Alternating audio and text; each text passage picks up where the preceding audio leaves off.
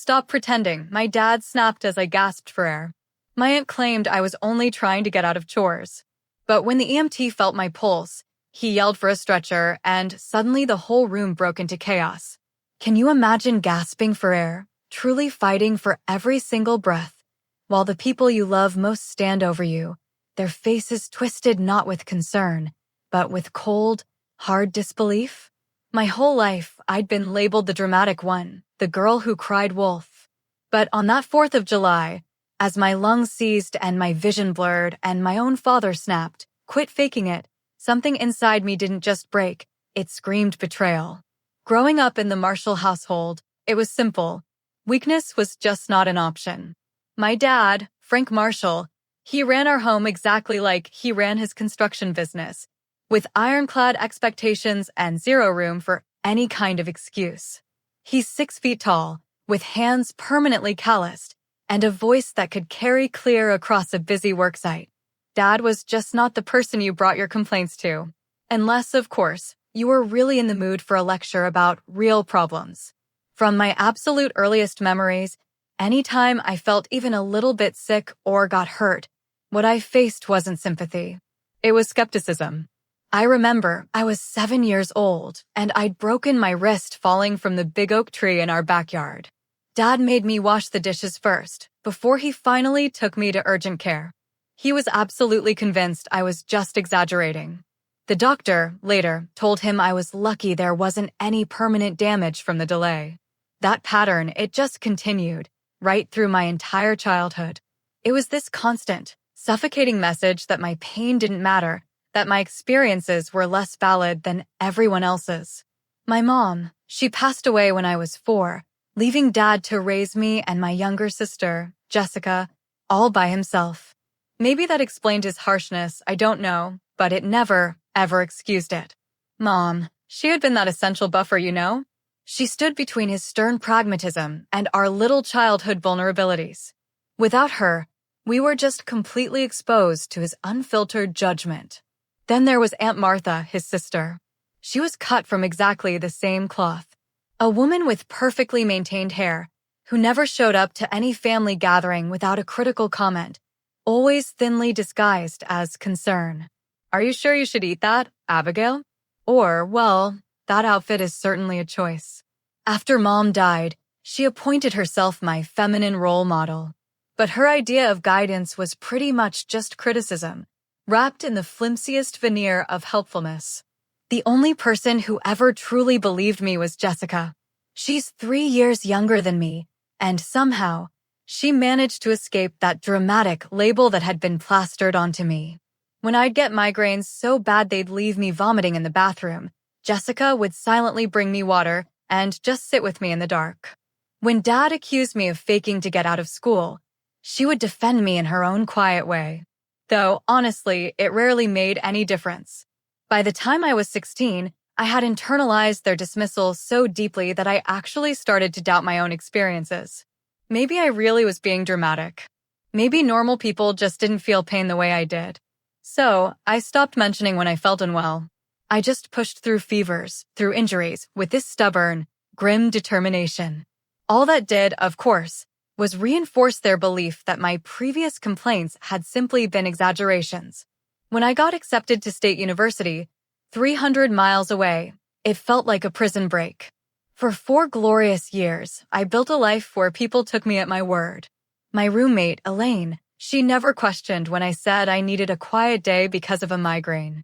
My professors, they granted extensions when I was genuinely sick. For the very first time, I experienced what it was like to be believed, to have my experiences validated instead of constantly dismissed. After graduation, I landed a job at a marketing firm in the city, and I vowed, absolutely vowed, never to move back home.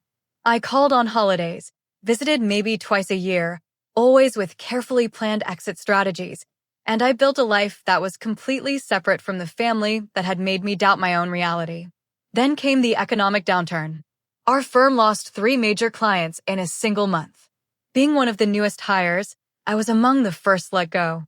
With student loans piling up and big city rent to pay, my savings just disappeared at an alarming rate. After 3 months of unsuccessful job hunting, I faced the unthinkable, moving back to my hometown. Dad offered the apartment above the garage rent-free until I got back on my feet. Jessica, who was now a nurse at the local hospital, seemed genuinely happy to have me closer. Even Aunt Martha made vague noises about connections at her country club who might be hiring. Swallowing my pride, every last bitter piece of it, I packed up my apartment and drove back to the place I had been so desperate to escape. The 4th of July celebration was an annual, ironclad tradition in our family. The Marshalls, along with an assortment of aunts, uncles, and cousins, would gather at our house for a barbecue before watching fireworks from our backyard, which overlooked the town park. This year, with me back home, Dad made it absolutely clear he expected me to take over the hosting duties. Those duties had once been my mother's, then had fallen to a rotating cast of female relatives after she died. "You live here now," he'd said, when I suggested Aunt Martha might want to handle the food, as she had for the past several years. Time to pull your weight. So, I spent the entire week before the 4th of July cleaning the house, planning a menu, shopping for supplies, all while desperately continuing my increasingly futile job search. The pressure to create a perfect gathering weighed on me, heavy and suffocating. I knew any flaw would be attributed to my supposed incompetence, rather than the utterly impossible standards set for me. Little did I know that this family gathering would become a turning point, not just in how my family saw me, but in whether I would survive it all. The first sign that something was truly wrong came 3 days before the 4th. I woke up unusually tired, despite having slept for nearly 9 hours. My body felt heavy, like I was moving underwater, and just climbing the stairs to the kitchen left me completely winded. "You're out of shape," I told myself, repeating the words I'd heard from my father countless times. I ignored the strange fatigue and just focused on my endless to-do list for the upcoming family gathering.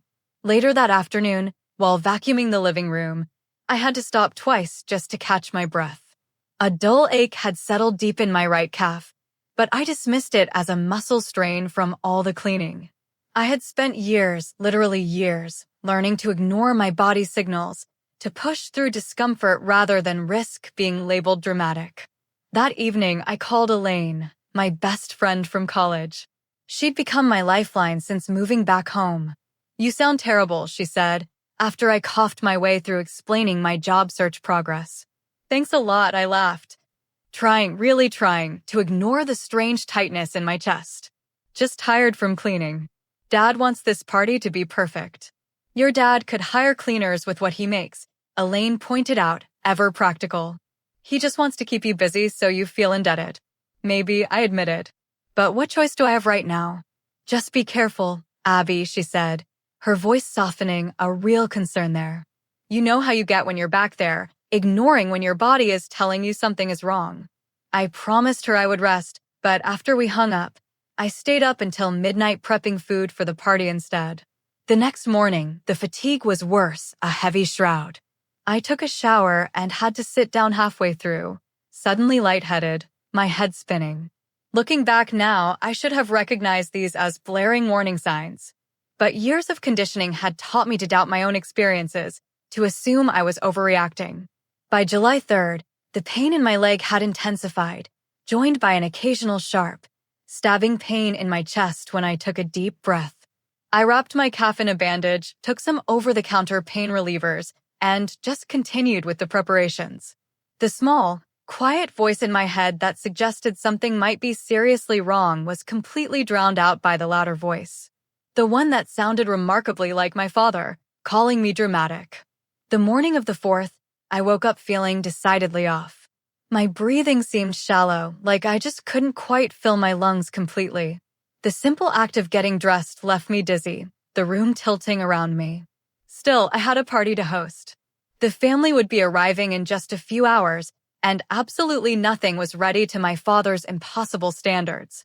I pushed through the discomfort, setting up tables in the backyard, arranging chairs, hanging decorations. Each task took more effort than it should have, but I attributed it to stress and lack of sleep.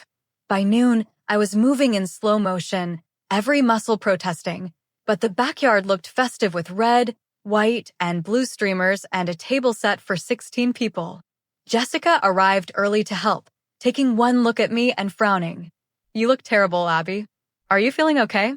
"Just tired," I said, the automatic response so ingrained. I didn't even consider an alternative answer. "Can you help me carry the coolers out?"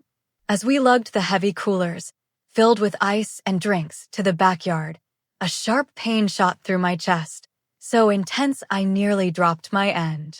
Jessica noticed my grimace. "Seriously, what is wrong?" she pressed, her eyes wide with worry. "Nothing."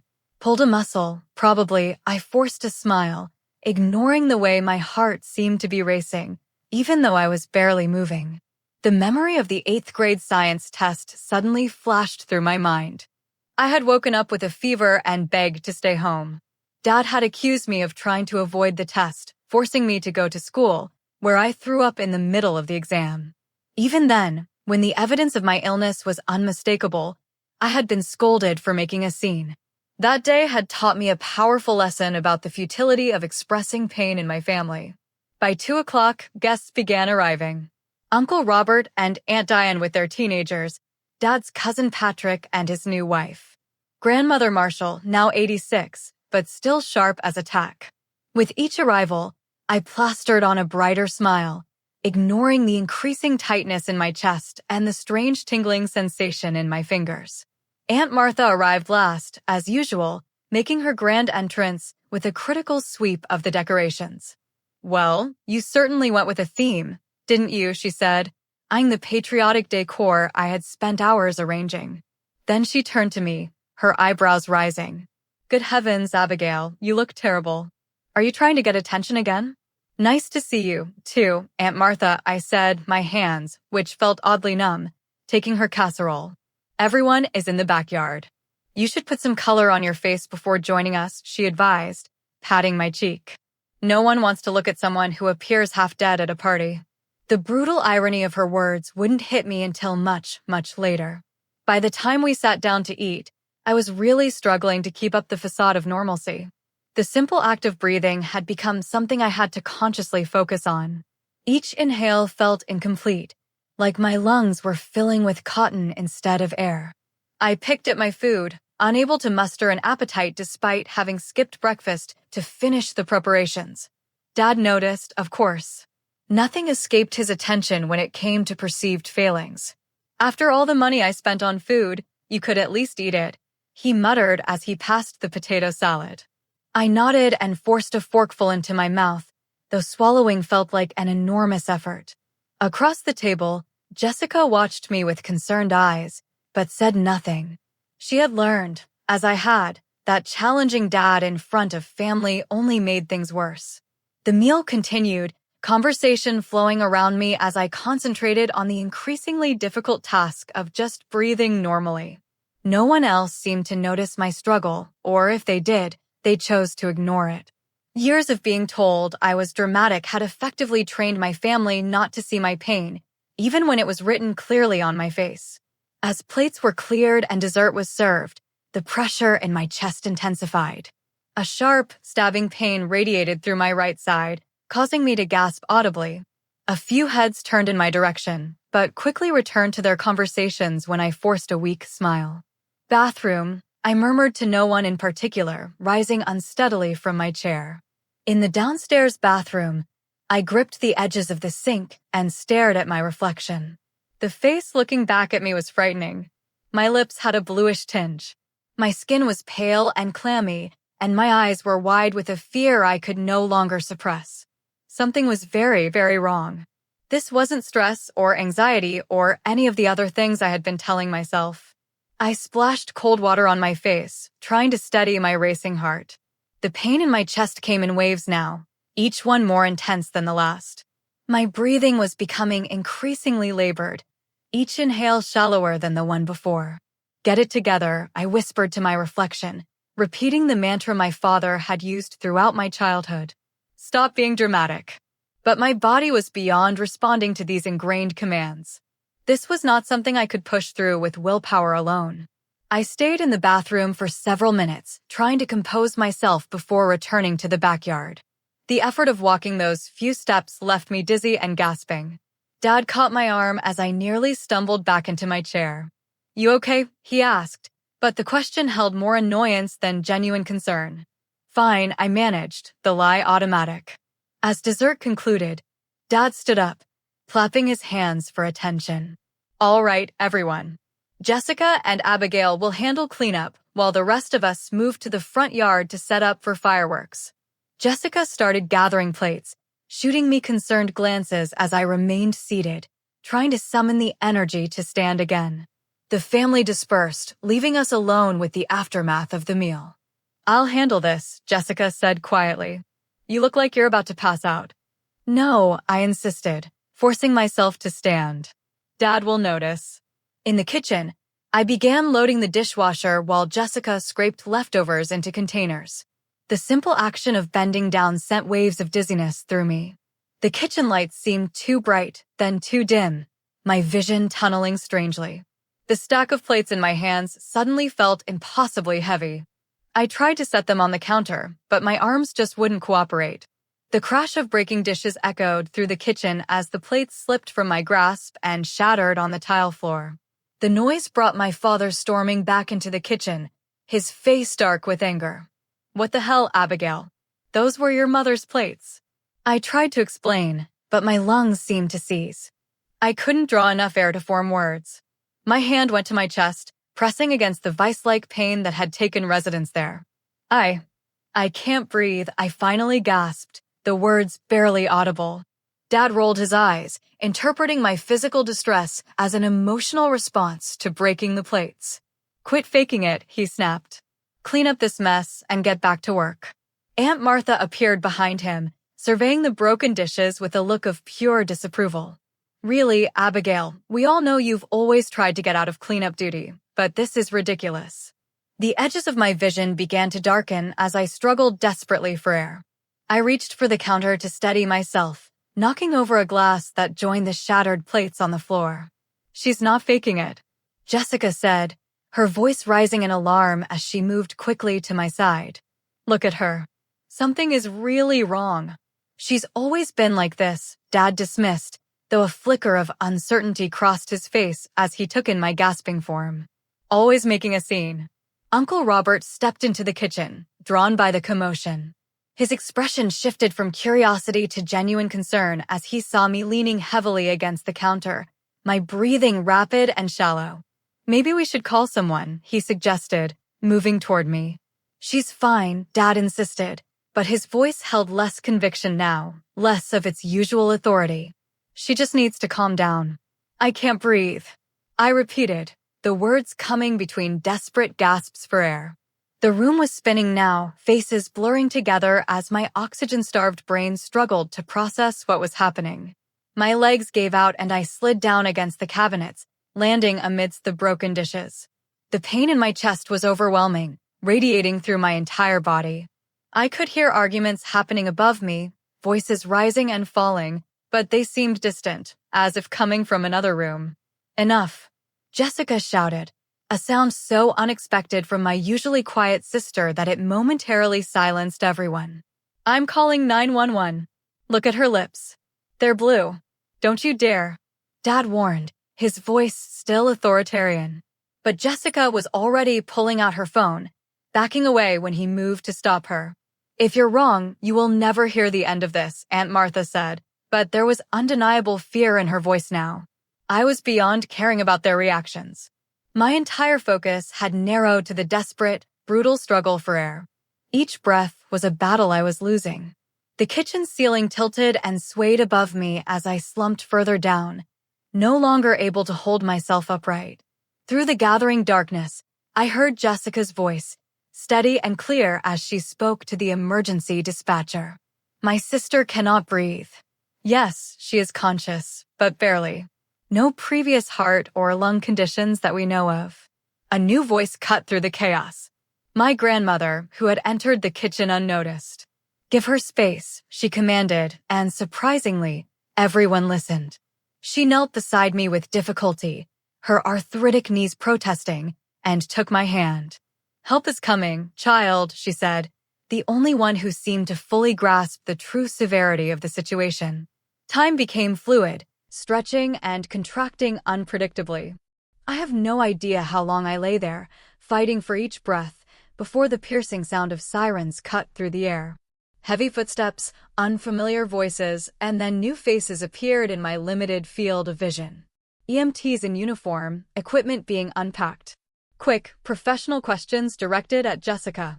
A young male EMT knelt beside me, his face serious as he took my wrist, checking my pulse.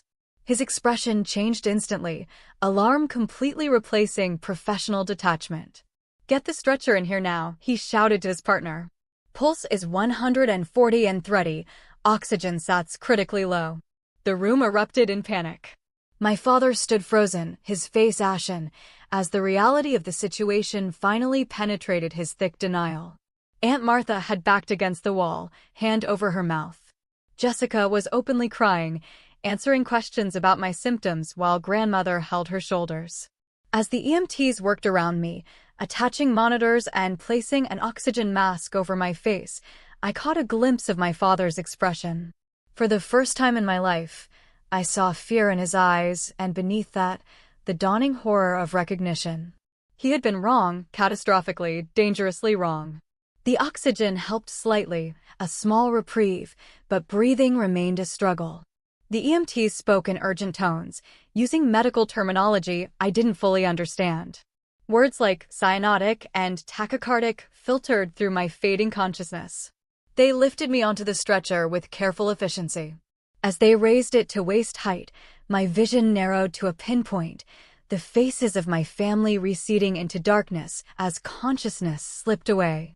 The last thing I remember was the continued wail of sirens and the sensation of movement as they rushed me out of the house where I had never, ever been believed. Fragments of awareness came and went as I was loaded into the ambulance. The ceiling of the vehicle, bright lights moving across my field of vision. The comforting pressure of the oxygen mask on my face. The voices of the EMTs, urgent but controlled. BP is dropping, 70/40. Get another line in, possible P. Call ahead to the ER. Jessica was there, somehow, holding my hand, her face tear-streaked and terrified. Had they let her in the ambulance? I couldn't remember her getting in, but I was so profoundly grateful for her presence, a familiar anchor in the chaos. "Hang on, Abby. Please hang on," she kept saying, her voice thick with fear. I tried to nod, to squeeze her hand, to give some indication that I heard her, but my body just wouldn't respond to my commands. The simple act of breathing consumed all my energy and focus. Each inhale was a battle. Each exhale a momentary relief before the struggle began again. Time lost all meaning. The ambulance ride could have been minutes or hours. The siren wailed overhead, the sound fading in and out as my consciousness ebbed and flowed. New faces appeared as the ambulance doors opened. More uniforms, more urgent voices. I was wheeled rapidly through automatic doors, fluorescent lights passing overhead in a dizzying blur. 25-year-old female, acute respiratory distress, tachycardic, hypotensive.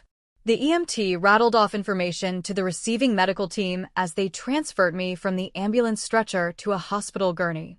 The movement sent fresh waves of pain through my chest, and I must have made some sound of distress because Jessica squeezed my hand tighter. "You have to wait here," someone told her as we reached a set of double doors.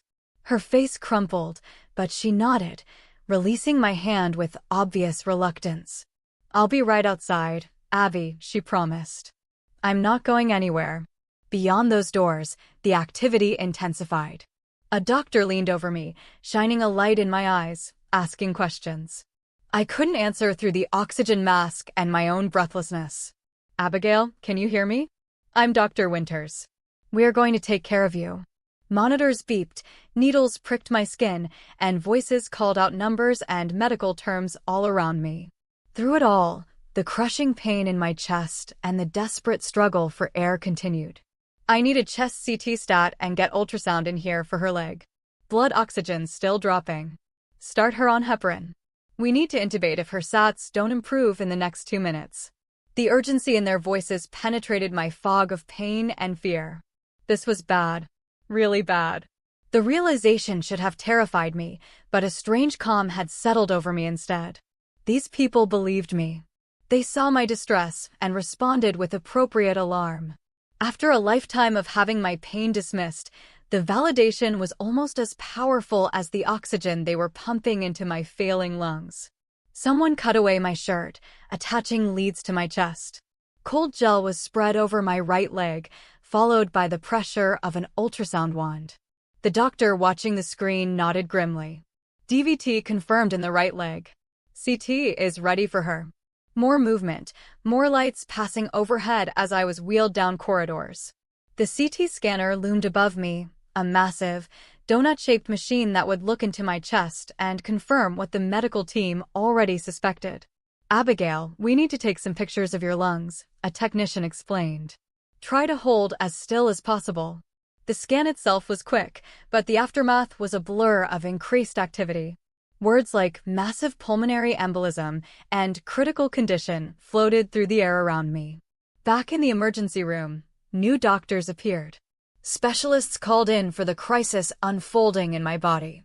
A mask was placed over my face, different from the oxygen mask, and a voice told me they needed to put me to sleep for a little while to help me breathe. Darkness claimed me before I could respond, a merciful escape from the pain and fear that had consumed my world. I have no memory of the next 12 hours. Jessica later told me that I was intubated, a tube placed down my throat to breathe for me when my own lungs couldn't keep up. Powerful blood thinners were administered to combat the clots that had traveled from my leg to my lungs. A special catheter was threaded through my veins to directly break up the largest clot that was threatening my life. My father arrived at the hospital 20 minutes after the ambulance, having followed in his truck with grandmother and Aunt Martha. He paced the waiting room, refusing to sit, refusing to speak. When the doctor came out to update the family, using words like life-threatening and critical condition, he had to brace himself against the wall. Aunt Martha left soon after, claiming the stress was too much for her heart. But everyone knew she was fleeing the evidence of her own culpability. Uncle Robert stayed, providing silent support to Jessica and making sure my father didn't collapse from the shock and stress.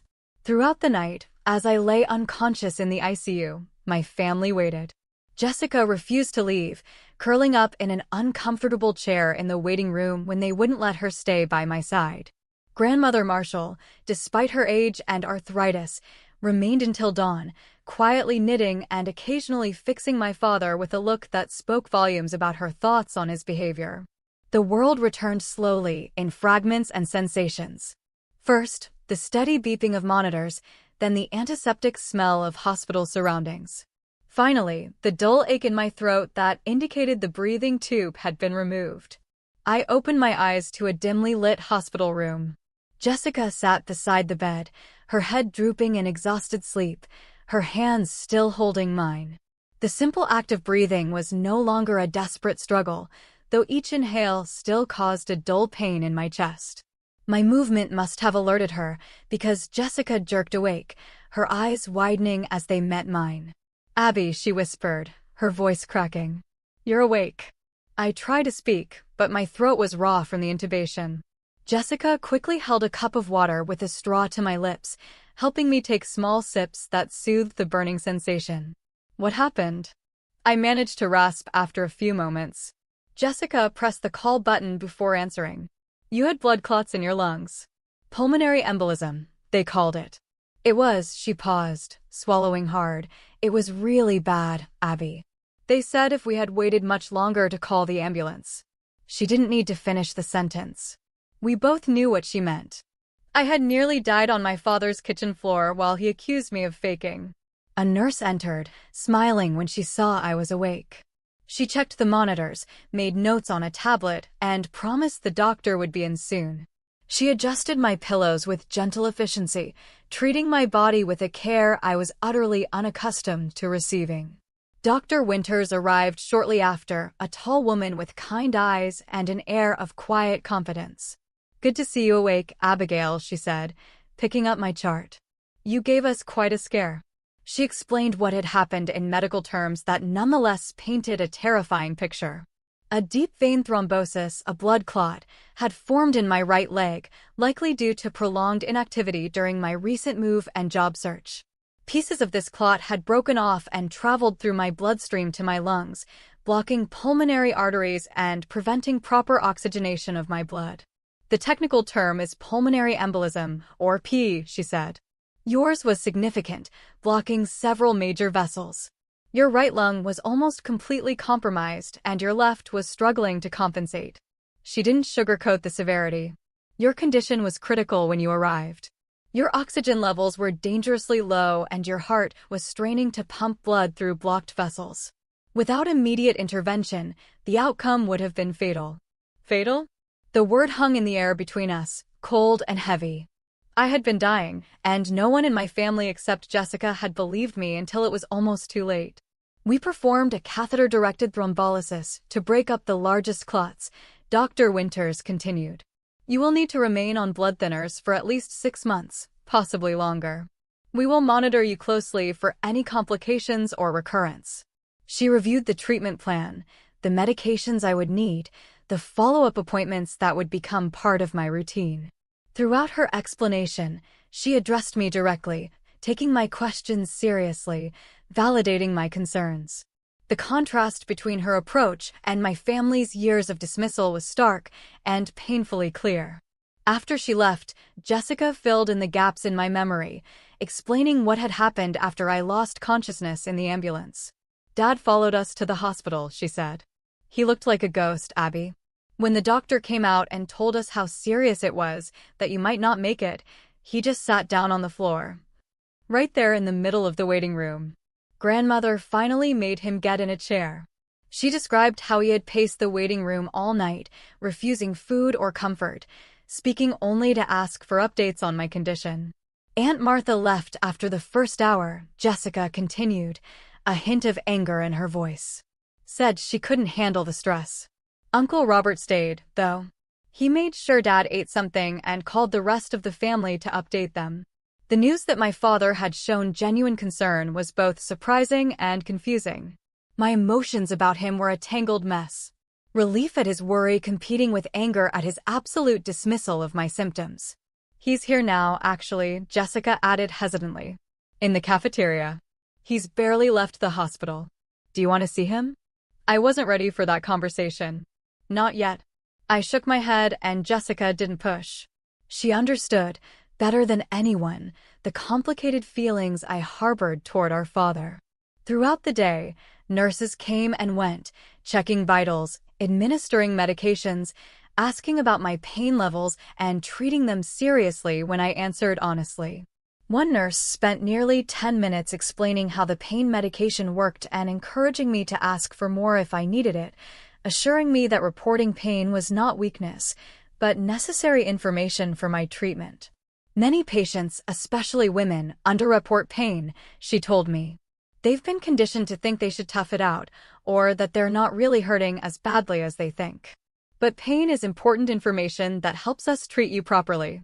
Her words struck a chord so deep I had to turn away to hide sudden, stinging tears. My entire life, I had been taught that expressing pain was weakness, that my perceptions of my own body were unreliable and dramatic. Here was a medical professional telling me exactly the opposite, validating the very experiences my family had trained me to doubt. Later that afternoon, Jessica brought my phone, which was filled with messages from friends who had heard about my hospitalization. Elaine had texted hourly, increasingly frantic when I didn't respond, culminating in a message saying she was driving down from the city the next day to see me. My college roommate, my former coworkers, even casual acquaintances had reached out with concern and well wishes. Their messages formed a stark contrast to my family's years of dismissal. These people, some of whom I had known for only a short time, believed me without question when Jessica told them I was seriously ill. The door to my hospital room opened, pulling me from these reflections. My father stood in the doorway, looking smaller, somehow diminished by worry and what might have been guilt. Jessica squeezed my hand and discreetly left, giving us privacy for what would inevitably be a difficult conversation. Dad approached the bed cautiously, his eyes taking in the monitors, the 4 lines, the hospital apparatus that testified to the severity of my condition. "Abigail," he said, his voice rough with emotion. "How are you feeling?" "Better," I answered, simply, unsure what else to say. He nodded, then stood awkwardly at my bedside, hands shoved in his pockets. The silence stretched between us, heavy with unspoken accusations and apologies. "The doctor says you're going to be okay," he finally said. "That's good news." I nodded, waiting for more, for some acknowledgement of what had happened, of his role in delaying my treatment. But he only shifted uncomfortably, commenting on the hospital food, the weather, anything but the elephant in the room. After a few minutes of this strange small talk, he excused himself, promising to return later.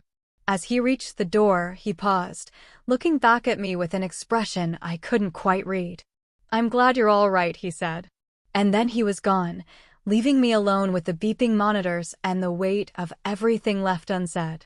A week into my hospital stay, Dr. Winters suggested a family meeting. My condition had stabilized, and I was being prepared for discharge in another day or two. She felt it was important for my family to understand the severity of what had happened and the care I would need during recovery. "Pulmonary embolism is not just a one-time emergency," she explained to me beforehand. "It requires ongoing treatment and lifestyle adjustments. Your family needs to understand that this is serious and that your symptoms should never be dismissed." The unspoken subtext was clear. She had pieced together from comments Jessica had made, and perhaps from my own reluctance to have my family visit, that their dismissal of my symptoms had nearly cost me my life. This meeting was her way of ensuring it would not happen again. My father arrived first, followed by Jessica and grandmother Marshall. To my surprise, Uncle Robert came as well, along with Aunt Martha, who had not visited since that first night. They arranged themselves awkwardly around my hospital room, no one quite meeting my eyes. Dr. Winters began by outlining what had happened in clear, unemotional terms. She explained how the blood clots had formed, how they had traveled to my lungs, and how they had blocked the vessels that carried oxygen to my blood. When Abigail arrived at the emergency room, she said, her gaze sweeping across my family members, her oxygen saturation was critically low. Her heart was racing, trying to compensate for the lack of oxygen, putting additional strain on an already compromised system. In medical terms, she was in acute cardiopulmonary distress. She paused, letting that sink in before continuing. To be perfectly clear, without immediate medical intervention, Abigail would have died. We're talking about a matter of hours, possibly less. The room was silent, except for a small sound from my grandmother, something between a gasp and a sigh. The early symptoms of pulmonary embolism can be subtle, Dr. Winters continued. Fatigue, shortness of breath, chest pain that worsens with deep breaths. These might be mistaken for other conditions, but they should never be ignored or dismissed. Her emphasis on the word dismissed was slight, but unmistakable. My father shifted in his seat, his discomfort evident. "How are we supposed to know?" he finally asked, a defensive edge to his voice. "We're not doctors." Dr. Winters regarded him steadily. "You were not expected to diagnose her condition, Mr. Marshall. But when someone says they cannot breathe, believing them is a good first step. Seeking medical attention promptly can make the difference between life and death in cases like this." The rebuke, though professional in tone, was clear. My father looked away, his jaw tight.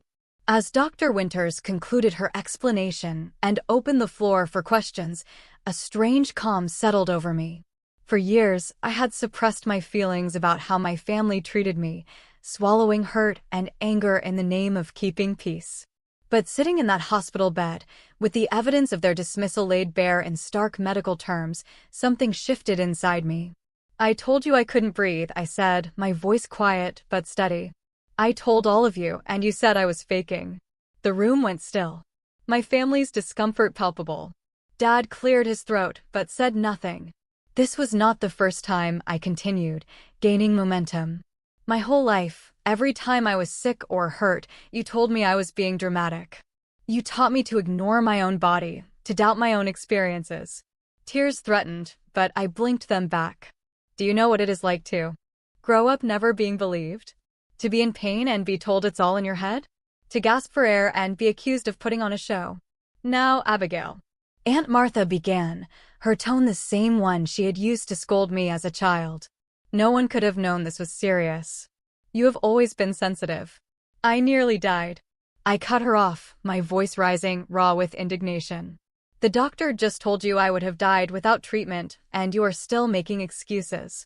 Aunt Martha's face flushed, her mouth opening and closing without sound. She stood abruptly and walked out of the room, the door swinging shut behind her. Dad sat rigid in his chair, his expression a complex mix of anger and what might have been shame. "We're not mind readers, Abigail," he said, but the usual authority was missing from his voice. "How were we supposed to know this time was different?" "You weren't supposed to know," I replied. "You were supposed to believe me every time. That's what parents do. They believe their children when they say they're hurting." The words hung in the air between us. Decades of dismissed pain distilled into one simple, undeniable truth. Dad stood up, his movements stiff, and walked to the window, staring out at the hospital parking lot. The silence stretched until Grandmother Marshall spoke up, her voice thin but clear. "She's right, Frank. We failed her. I failed her, too." Dad didn't turn around, but his shoulders tensed at her words. "When Sarah died," Grandmother continued, referring to my mother, "you shut down. You couldn't handle the children's pain on top of your own, so you taught them not to show it. That was wrong." Jessica, who had been quiet until now, reached for my hand. "I've been keeping track," she said softly. "Every time Abby was sick and no one believed her. Every time she was hurting and got told to tough it out, I wrote it all down." She pulled a small notebook from her purse, its cover worn from years of use. The migraine when she was 13 that turned out to be a serious infection. The sprained ankle you made her walk on for 3 days before getting an x-ray. The time she had strep throat and you sent her to school anyway. With each example, the tension in the room grew palpable. Uncle Robert shook his head, looking genuinely distressed. "I had no idea it was this consistent," he said. "I noticed sometimes, but I didn't realize how often." "It wasn't your responsibility," I told him. But it was Dad's, and he chose not to believe me, over and over again. Dad turned from the window, his face unreadable. "I did what I thought was best," he said. "I was trying to teach you to be strong. You taught me to doubt myself instead," I replied. "And it almost killed me." He had no answer for that. After a long moment, he walked out of the room without another word, the door closing softly behind him. The remaining family members exchanged uncomfortable glances. Grandmother sighed deeply, the sound carrying the weight of regret. "He'll come around," she said, though she didn't sound entirely convinced. "He just needs time to process." "I don't know if I can wait for that," I admitted. "I can't keep pretending everything is okay. Not after this." "You shouldn't have to," Jessica agreed, surprising me with her sudden firmness. "None of this was your fault, Abby. You deserve better." Uncle Robert nodded. "I should have said something sooner," he said. "All those times I saw how they treated you, I should have spoken up." "I'm sorry, Abigail." His apology, the first any family member had offered, brought unexpected tears to my eyes. "Thank you," I managed, the simple acknowledgement more healing than I would have expected. As they left a while later, Jessica promised to return that evening. Grandmother kissed my forehead, whispering an apology of her own, and Uncle Robert squeezed my hand, his expression troubled but kind. Alone in my hospital room, I felt emotionally drained, but somehow lighter. For the first time, I had spoken my truth without minimizing it or making excuses for those who had hurt me. The family had fractured along new lines, those who could acknowledge the wrong that had been done, and those who could not face it. I wasn't naive enough to think one confrontation would heal decades of damage. My father might never fully admit his role in what happened, and Aunt Martha would likely continue to rewrite history to absolve herself of guilt. But something fundamental had shifted. I had found my voice, and I would not be silenced again.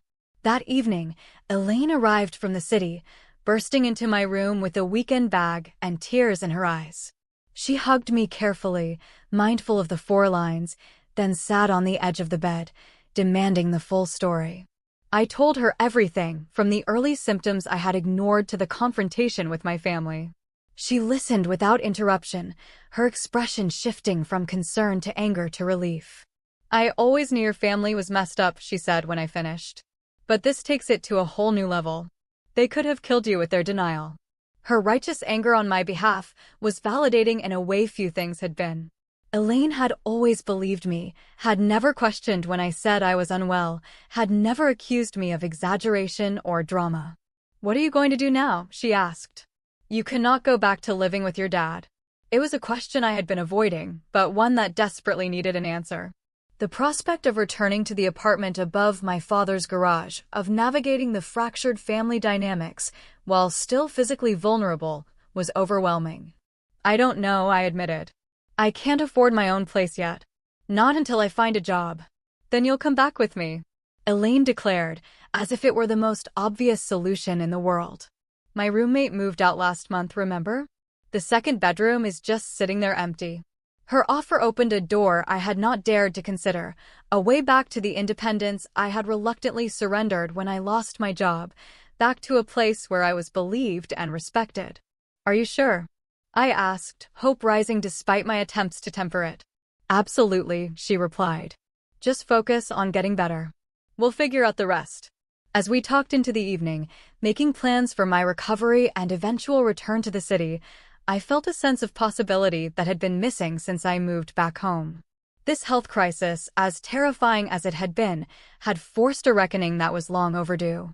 It had shown me who truly cared for me and who was willing to face uncomfortable truths.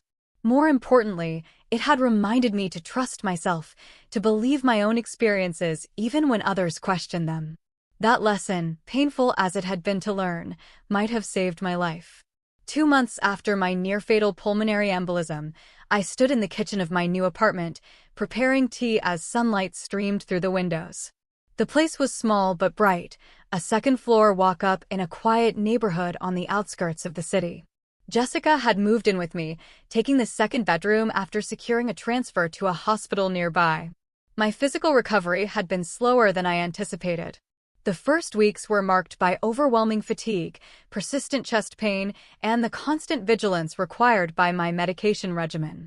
Blood thinners meant monitoring for unusual bruising or bleeding. Every twinge in my chest brought fear of another clot. Each follow-up appointment carried the anxiety of potentially bad news. But gradually, my body healed. My lung function improved. My energy returned in small increments, and the fear receded enough to allow normal life to resume. I found a job as a virtual marketing assistant, allowing me to work from home while I continued to recover. The pay was less than my previous position, but it covered my share of rent and utilities, and the flexibility accommodated my frequent medical appointments. My relationship with my family remained complicated. Dad had made awkward attempts at reconciliation, sending text messages asking about my health, offering financial help. I politely declined. We spoke on the phone occasionally, conversations that carefully avoided any mention of the past. He never explicitly apologized for dismissing my symptoms, but he no longer questioned when I mentioned feeling unwell. Aunt Martha and I had no contact at all. She had sent a generic get-well card to the hospital with no personal message, and neither of us had reached out since. The silence between us was a relief, an acknowledgement that some relationships were too damaged to salvage. Grandmother Marshall called weekly, our conversations more open and honest than they had ever been. She had begun therapy herself, seeking to understand the family patterns that had led to such harmful dynamics. "I should have protected you more," she told me once. I saw what was happening and said nothing. That stops now. Uncle Robert had become an unexpected ally, visiting often and making a point of asking genuinely about my health and well-being. He had confronted Dad about his treatment of me, causing a rift between them that had yet to heal. But the most profound change was within myself. I had stopped second-guessing my own experiences. When my body signaled pain or illness, I listened without the filter of doubt that had been instilled in me. I no longer waited until symptoms became unbearable before seeking help. I had learned, at great cost, that my perceptions were valid, my pain real, my needs legitimate. One Tuesday morning, I ran into Dad at the grocery store. An unexpected encounter that left us both momentarily speechless in the produce section. He looked older somehow, the lines around his eyes deeper than I remembered. "Abigail," he said finally. "You look well." "I'm getting there," I replied, the awkwardness between us palpable. He shifted from one foot to the other, examining an apple with unnecessary attention. "Jessica says your new job is going well." "It is. The company wants to make it permanent next month." He nodded, seeming genuinely pleased. "That's good. Real good." We stood in silence for a moment, surrounded by strangers selecting fruits and vegetables. The ordinary backdrop highlighting the extraordinary tension between us. "I've been thinking," he said, finally setting the apple down, "about what happened, about all of it." "I was wrong," he continued, the words clearly difficult for him. "Not just about the embolism, about a lot of things. The way I raised you after your mother died, I thought I was teaching you to be tough. I didn't realize I was teaching you that your feelings didn't matter." It was not quite an apology, but it was more acknowledgement than he had ever offered before. I nodded, accepting his words without rushing to absolve him of guilt. "I'm still angry," I told him. "Honestly, I might be for a long time, but I appreciate you saying that." He accepted this with a nod of his own. "Maybe we could have dinner sometime. You and Jessica both. When you're ready." Maybe, I agreed, not committing but not refusing outright. "I'll think about it." We parted awkwardly, but something had shifted. A door had been cracked open, allowing the possibility of a different kind of relationship in the future, one built on honesty rather than denial. Back at the apartment, I found Jessica fresh from a night shift, drinking coffee at the kitchen counter. I told her about the encounter with Dad, and she listened thoughtfully. "Do you think he really gets it?" she asked when I finished. "Part of it," I replied, "maybe as much as he's capable of right now." A few weeks later, Jessica experienced a health scare of her own, unusual abdominal pain that had her doubled over one evening. Without hesitation, I drove her to the emergency room, insisting on a thorough examination, despite her protests that it was probably nothing serious. The diagnosis was appendicitis, caught early enough to prevent rupture. As I sat by her hospital bed after her surgery, I realized we had broken the cycle. We had not dismissed her pain or waited until it became critical. We had acted promptly, trusting her body's warning signals. The pattern established by our father would end with us. One evening in early fall, I received a surprising phone call from Aunt Martha. Her voice was uncharacteristically subdued as she asked how I was feeling. "I've been seeing someone," she said after we exchanged awkward pleasantries. "A therapist?" "She suggested I reach out to you." I remained silent, giving her neither encouragement nor rejection. "I said some terrible things that day," she continued. "When you were sick, and before that too, over the years. I was wrong, and I'm sorry." The apology was unexpected and oddly disarming. "Thank you for saying that," I replied, unsure what else to add. "Your mother would be ashamed of how we treated you," she said, her voice catching. She never would have allowed it. The mention of my mother, rarely discussed in our family, caught me off guard. "I barely remember her," I admitted. "She was a fierce advocate for her children," Aunt Martha said. "She would have believed you, always." After we hung up, I sat with that new knowledge. That piece of my mother I had never known. Perhaps her advocacy had lived on in me, in my eventual refusal to be dismissed, in my insistence on being heard. As autumn deepened, my life settled into new patterns.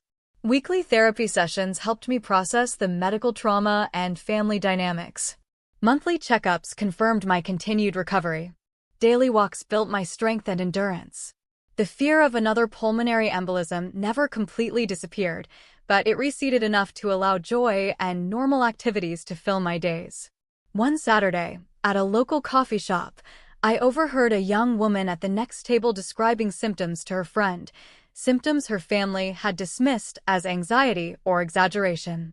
The familiarity of her story drew me in, and before I could reconsider, I found myself turning toward her. "I'm sorry to interrupt," I said, but I couldn't help overhearing. "Please get those symptoms checked out, even if no one believes you." I briefly shared my story, watching her expression shift from surprise to recognition.